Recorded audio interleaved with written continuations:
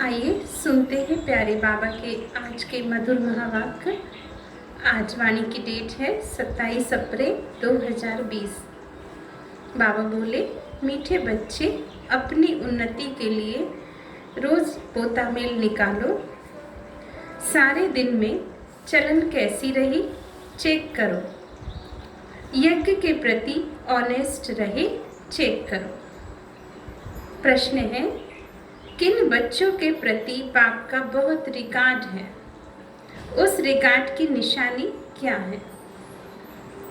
Answer है, जो बच्चे बाप के साथ सच्चे, यज्ञ के प्रति ईमानदार हैं, कुछ भी छिपाते नहीं हैं, उन बच्चों के प्रति बाप का बहुत रिगार्ड है। रिगार्ड होने के कारण पुचकार दे उठाते रहते हैं, सर्विस पर भी भेज देते हैं। बच्चों को सच सुनाकर श्रीमत लेने की अकल होनी चाहिए। गीत है, महफिल में जल उठी क्षमा परवानों के लिए। ओम शांति। अब ये गीत तो हुआ रॉन्ग, क्योंकि तुम क्षमा तो हो नहीं। आत्मा को वास्तव में क्षमा नहीं कहा जाता। भक्तों ने अनेक नाम रख दिए, ना जानने कारण कहते भी हैं नेति नेति। हम नहीं जानते, नास्तिक हैं, फिर भी जो नाम आया सो वह कह देते हैं। ब्रह्म क्षमा चिक्कर भीतर में भी परमात्मा को कह देते हैं, क्योंकि भक्ति मार्ग में कोई भी बाप को यथार्थ रीति जानते नहीं हैं। बाप को ही आकर अपना परिचय देना है, परंतु अपने को आत्मा समझ बाप को याद करना, इसमें बहुत ही बुद्धि का काम है। इस समय तो है पत्थर बुद्धि, आत्मा में बुद्धि है। आर्गन्स द्वारा पता पड़ता है आत्मा की बुद्धि पारस है या पत्थर है। सारा मदार आत्मा पर है। मनुष्य तो कह देते हैं आत्मा ही परमात्मा है। वह तो निर्लेप है, इसलिए जो चाहो सो करते रहो। मनुष्य होकर बाप को नहीं जानते।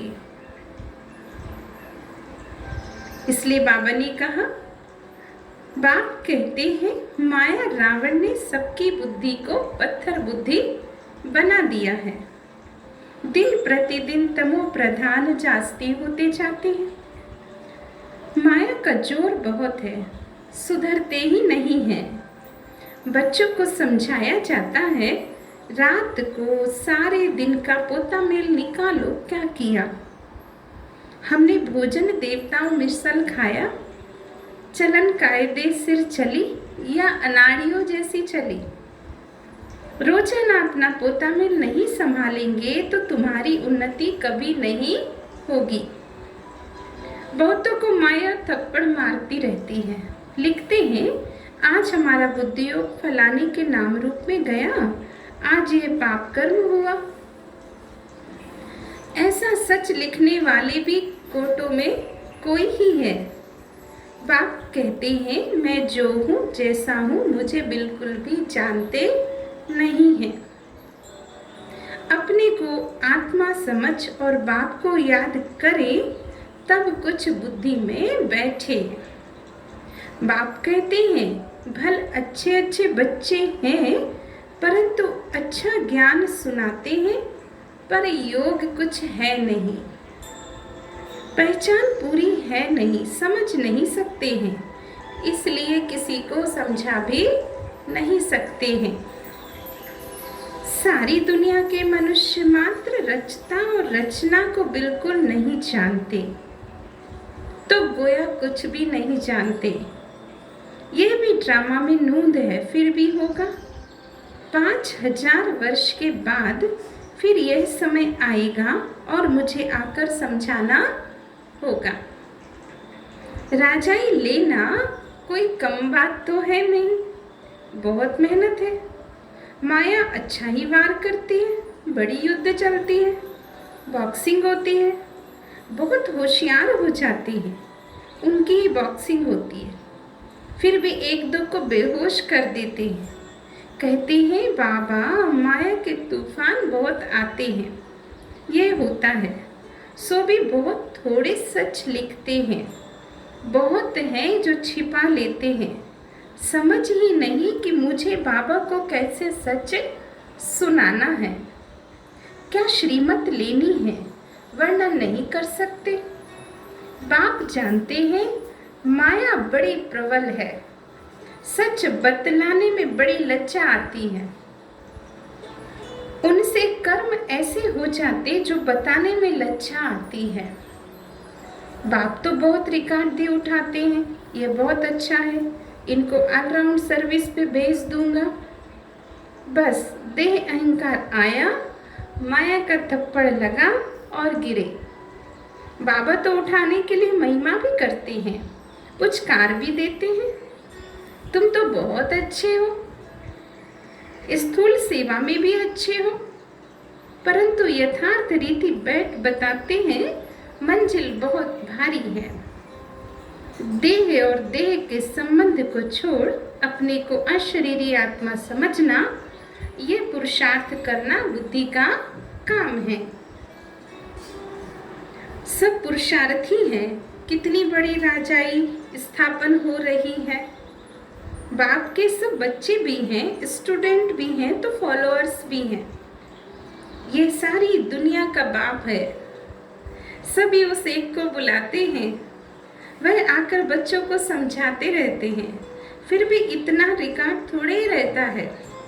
बड़े बड़े आदमी आते हैं, कितना रिकॉर्ड से उनकी संभाल करते हैं, कितना भपका रहता है। इस समय तो है सब पतित, परंतु अपने को समझते थोड़े ही हैं। माया ने बिल्कुल तुच्छ बुद्धि बना दिया है। कह देते हैं सतयुग की आयु इतनी लंबी है, तो बाप कहते हैं 100% बेसमझ हुए ना। मनुष्य होकर और क्या काम करते रहते हैं। 5000 वर्ष की बात को लाखों वर्ष कह देते हैं। ये भी बाप आकर समझाते हैं 5000 वर्ष तो इन लक्ष्मी नारायण का राज्य था। ये सतयुग के मालिक थे, देवी गुण वाले मनुष्य थे, इसलिए इनको देवता और आसुरी गुण वालों को असुर कहा जाता है। असुर और देवताओं में रात दिन का फर्क है। कितना मारामारी झगड़ा लगा पड़ा है, खूब तैयारियां होती रहती हैं। इस यज्ञ में सारी दुनिया स्वाहा होनी है, इनके लिए सब तैयारियां चाहिए। बांस निकले तो निकले, फिर बंद थोड़े हो सकते हैं। थोड़े समय के अंदर सबके पास ढेर हो जाएंगे, क्योंकि विनाश तो फटाफट होना चाहिए ना। फिर हॉस्पिटल आदि थोड़ी ही रहेगी, किसको पता भी नहीं पड़ेगा। मासी का घर थोड़े ही है। विनाश साक्षात्कार कोई पाई पैसे की बात नहीं है। सारी दुनिया की आग देख सकेंगे। साक्षात्कार होता है, सिर्फ आग ही लगी हुई है। सारी दुनिया खत्म होनी है। कितनी बड़ी दुनिया है, आकाश तो नहीं जलेगा। इनके अंदर जो कुछ है सब विनाश होना है। सतयुग और कलयुग में भी रात दिन का फर्क है। कितने ढेर मनुष्य हैं, जानवर हैं, कितनी सामग्री है, यह भी बच्चों की बुद्धि में मुश्किल बैठता है। तो विचार करो, 5000 वर्ष की बात है। देवी देवताओं का राज्य था। कितने थोड़े मनुष्य थे, अब कितने मनुष्य हैं। अभी तो है कलयुग, इनका जरूर विनाश होना है। अब बाप आत्माओं को कहते हैं मामेकम याद करो। यह भी समझ से याद करना है। ऐसे ही शिव शिव तो बहुत कहते रहते हैं, छोटे बच्चे भी कह देते हैं, परंतु बुद्धि में समझ तो कुछ भी नहीं है। अनुभव से नहीं कहते कि वह बिंदी है। हम भी कितनी छोटी बिंदी हैं। ऐसे समझ से याद करना है। पहले तो मैं आत्मा हूँ ये पक्का करो, फिर बाप का परिचय बुद्धि में अच्छी रीति धारण करो। अंतर्मुखी बच्चे ही अच्छी रीति समझ सकते हैं कि हम आत्मा बिंदी हैं। हमारी आत्मा को भी नॉलेज मिली है। हमारे में 84 जन्मों का पाठ कैसे भरा हुआ है, फिर कैसे आत्मा सतो प्रधान बनती है। ये सब बड़ी अंतर्मुख को समझने की बातें हैं। इसमें टाइम लगता है। बच्चे जानते हैं हमारा यह अंतिम जन्म है, अभी हम जाते हैं अपने घर। ये बुद्धि में पक्का होना चाहिए कि हम आत्मा हैं। शरीर का भान कम हो तब बातचीत करने में सुधार हो, नहीं तो चलन बिल्कुल ही बदतर होती जाती, क्योंकि शरीर से अलग होते ही नहीं। देह अभिमान में आकर कुछ ना कुछ कह देते हैं। यज्ञ से तो बड़े ऑनेस्ट चाहिए। अभी तो बहुत अलवेले हैं। खान पान वातावरण कुछ भी सुधरता नहीं है। अभी तो बहुत टाइम चाहिए। सर्विसेबल बच्चों को ही बाबा याद करते हैं और पद भी वही पा सकते हैं। ऐसे ही अपने को सिर्फ खुश करना वह तो चना चबाना है। इसमें बड़ी अंतर्मुखता चाहिए। समझाने की भी युक्ति चाहिए। प्रदर्शनी में कोई समझते थोड़े ही हैं, सिर्फ कह देते हैं आपकी बातें बहुत ठीक हैं, अच्छी हैं, यहाँ भी नंबरवार है। निश्चय है हम बच्चे बने हैं, बाप से स्वर्ग का वर्षा ले रहे हैं। अगर हम बाबा की पूरी सर्विस करते रहेंगे तो हमारा तो धंधा ही यही है। सारा दिन विचार सागर मंथन चलता रहे। ये बाबा भी विचार सागर मंथन करता होगा, नहीं तो पद कैसे पाएंगे। बच्चों को दोनों इकट्ठा समझाते हैं। 2 इंजन मिली है, क्योंकि चढ़ाई बहुत बड़ी है, ऊंची है। पहाड़ी पर जाते हैं तो गाड़ी को 2 इंजन लगाते हैं। कभी कभी चलते गाड़ी खड़ी हो जाती है तो खिसक कर नीचे चली जाती है। हमारे बच्चों का भी ऐसे है। चढ़ते चढ़ते मेहनत करते करते फिर चढ़ाई, बाबा ने कहा चढ़ते चढ़ते मेहनत करते करते फिर चढ़ाई चढ़ नहीं सकते। माया का ग्रहण और तूफान लगता है तो एकदम नीचे गिरकर पुर्जा पुर्जा हो जाते हैं। थोड़ी ही सर्विस की तो बच्चों को अहंकार आ जाता और फिर नीचे गिर पड़ते हैं। समझते नहीं कि बाप है तो साथ में धर्मराज भी है। अगर कुछ ऐसा करते हैं तो हमारे ऊपर बहुत भारी दंड पड़ता है। इससे तो बाहर में रहे तो अच्छा है। बाप का बनकर और वर्षा लेना ये कोई मासी का घर तो है नहीं। प्रजा में कोई इतने साहूकार बनते बात मत पूछो। अज्ञान काल में कोई अच्छे होते हैं, कोई कैसे होते हैं। नालायक बच्चे को तो कह देंगे हमारे सामने से हट जाओ। यहाँ 1-2 बच्चे की तो बात ही नहीं। यहाँ माया बड़ी जबरदस्त है। इसमें बच्चों को बहुत अंतर्मुखी होना है, तब तुम किसको समझा सकेंगे। तुम्हारे पर बलिहार जाएंगे और फिर बहुत पछताएंगे। हम बाबा के लिए इतनी गाली देते आए। सर्वव्यापी कहना, अपने को ईश्वर कहना, उन्हों के लिए सजा कम थोड़े ही है। ऐसे थोड़े ही चले जाएंगे। उन्हों के लिए तो और ही मुसीबत है। जब समय आएगा तो बाप इन सब से हिसाब लेंगे। कयामत के समय सबका हिसाब किताब चुकता होता है, इसलिए इसमें बड़ी विशाल बुद्धि चाहिए। मनुष्य तो देखो किस किस को पीस प्राइज देते हैं। अब वास्तव में पीस करने वाला तो एक बाबा है। बच्चों को लिखना चाहिए, दुनिया में प्योरिटी, पीस, प्रॉस्पेरिटी भगवान की श्रीमत से स्थापना हो रही है। श्रीमत तो बहुत मशहूर है।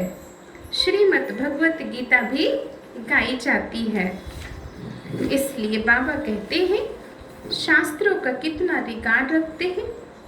कोई ने किसके शास्त्र व मंदिर को कुछ किया तो लड़ पड़ते हैं। अभी तुम जानते हो सारी दुनिया जलकर भस्म हो जाएगी। ये मंदिर मस्जिद आदि को जलाते रहेंगे। ये सब होने के पहले पवित्र होना है। ये ओना लगा रहे, घर बार भी संभालना है। यहाँ आते तो ढेर के ढेर है। यहाँ बकरियों माफिक तो नहीं रखना है, क्योंकि यह तो अमूल्य जीवन है। इनको तो बहुत संभाल से रखना है। बच्चों आदि को ले आना ये बंद कर देना होगा।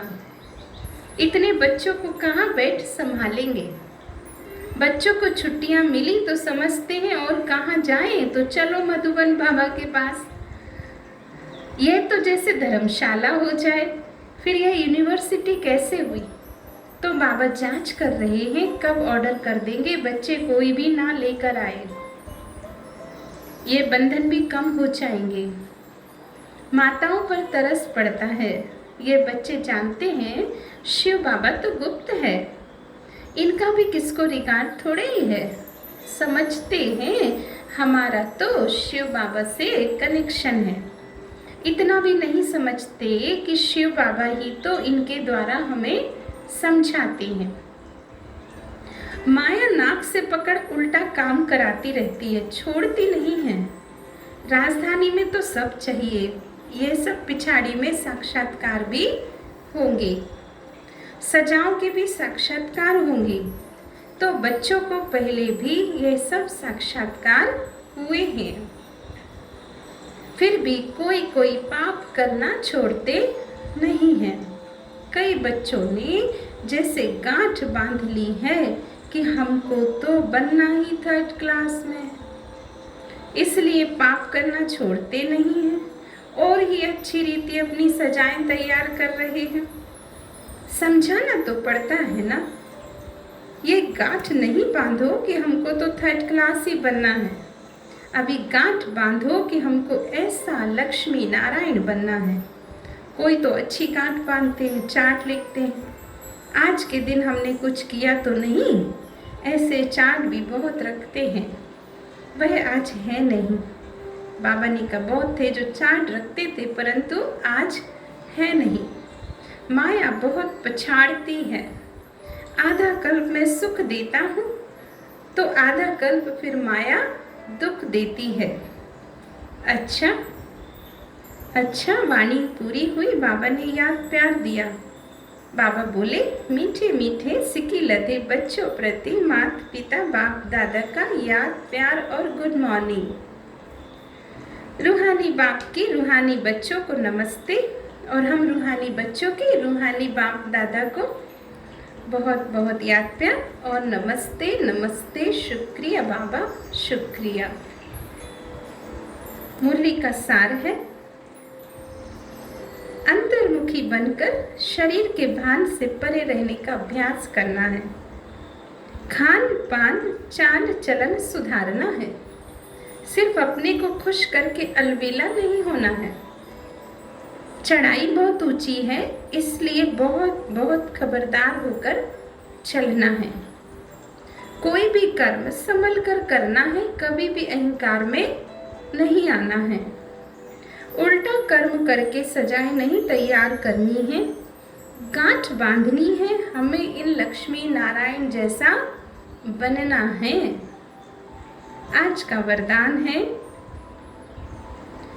कर्म भोग रूपी परिस्थिति की आकर्षण को भी समाप्त करने वाले नष्टो मोहाभव। अभी तक प्रकृति द्वारा बनी हुई परिस्थितियां अवस्था को अपनी तरफ कुछ ना कुछ आकर्षित करती हैं।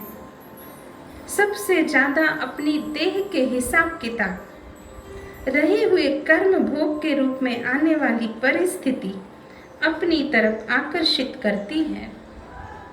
जब यह भी आकर्षण समाप्त हो जाए तब कहेंगे संपूर्ण नष्टो मोहा।